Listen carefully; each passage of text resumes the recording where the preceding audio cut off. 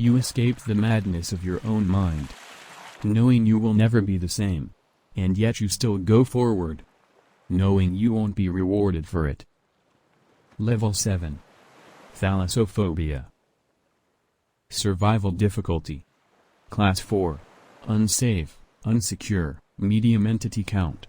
Very few people have truly explored level 7, but what is currently known is that the level seems to be composed of two areas, the entrance room and the main area, a vast expanse of water comparable in scale and volume to an ocean.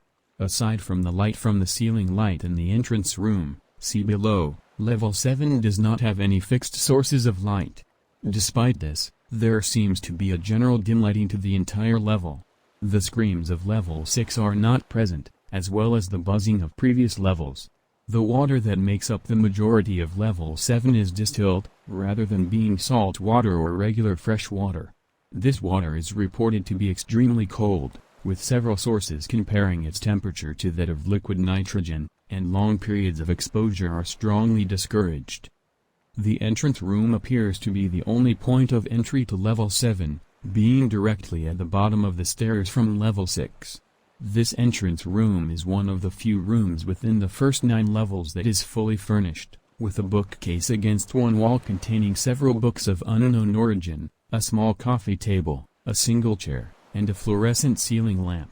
The carpeted floor is covered with a shallow pool of water, roughly 5.0 centimeters deep. The only entrance into the main area is a single door across the room from the staircase.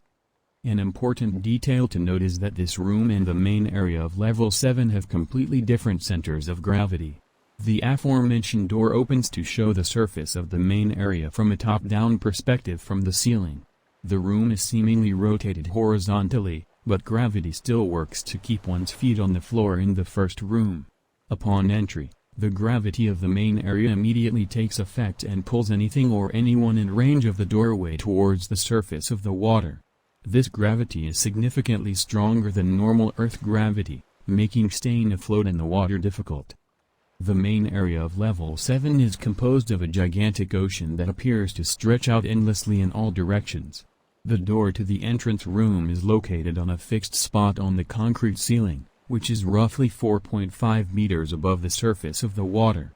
Several islands composed of an unknown form of rock have been discovered on the surface of the water around 2.0 kilometers north of the doorway, most of which are uninhabited due to their remote nature. The level 7 ocean is mostly unexplored, but appears to be primarily empty for the first 1.2 kilometers, an area which will henceforth be referred to as the Daylight Zone. As the name suggests, the Daylight Zone is the most well-illuminated part of the level 7 ocean, being slightly less dim than the surface. Light levels gradually decrease throughout the lower half of the Daylight Zone and are significantly lower around 1.2 to 2.0 kilometers below the surface of the water, henceforth referred to as the Twilight Zone. The Twilight Zone of the level 7 ocean contains loose bones and scraps of rusted metal, as well as the first sightings of full skeletons. These skeletons are often humanoid, with some slight differences, such as much larger jaws containing long, sharp teeth and no eye sockets to speak of. Several skeletons of large, unearthly fish have also been spotted, some as large as 20 or so meters in length. The water pressure is said to be quite strong by this point, yet it appears that at no point in the level 7 ocean is the pressure great enough to crush the human skeleton. However, effects of long-term exposure have not been tested, and thus explorers willing to travel this far or further down are advised to leave as quickly as possible. The area from 2.0 to 6.8 kilometers below the surface, henceforth referred to as the Midnight Zone, is completely dark. Many more full skeletons have been found within this portion of the ocean, almost completely comprised of the humanoid skeletons mentioned above. There have been reports of incredibly large fish-like skeletons in the Midnight Zone, but the skeletal structures of these creatures have been described by witnesses as incomprehensible.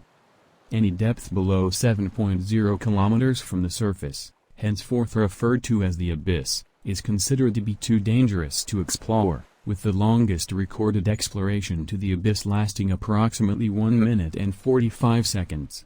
The abyss is said to be populated with mountainous piles of tar and rock, with a steady bubbling emanating from an unknown source below. This area is reported to be densely populated with the aforementioned humanoid skeletons, most of which have been eroded in some regard by the immense pressure. Little else is known about the depths of the waters, aside from rumors of a cave entrance in one of the underwater mountains that is said to lead to level 8. In terms of entities, level 7 is reported to contain only one. Alone in the freezing waters, the thing on level 7 appears to have killed off any other life in the ocean. This creature is single-handedly the most dangerous aspect of traversing level 7, as its incredible swim speed, detection skills, and physical strength make it capable of locating, traveling to, and eviscerating its victims in a matter of minutes or even seconds, depending on its distance from the target. Explorers are strongly advised to avoid exploration entirely, but any willing to attempt such an endeavor are recommended to bring some form of distraction such as meat to buy themselves enough time to explore. The current depth of level 7 is unknown by exact terms, but members of the BAS has determined it to be impossibly deep architecturally wise. Fragments of synthetic fiber in the Midnight Zone and Abyss suggest that the ocean floor is carpeted. Bases, outposts, and communities. Fort Surrender. An outpost on the closest recorded island comprised of a haphazardly constructed shelter composed of broken furniture held together by tar. Inhabitants are rumored to have devoted themselves to worshipping the thing on level 7. Numbers of inhabitants, unknown, but said to be somewhere between 4 and 9 people. Population of the outpost is rumored to be hostile. Entrances and exits. Entrances. The only known entrance to level 7 is through a staircase down from level 6, which leads directly into the entrance room. There are, however, rumors of a possible entrance through a puddle on the floor of level 6. Exits. The only known exit is through an underwater exit shaped like the entrance to a cave located somewhere in the side of a mountain roughly 7.0 kilometers below the surface of the ocean, which was discovered by U/Bart Zeronius and U/Avildid. This entrance will lead to level 8. It is important to note that there is no clear way to return to level 7 from level 8 or any further level. Subscribe for more daily uploads of the Backrooms.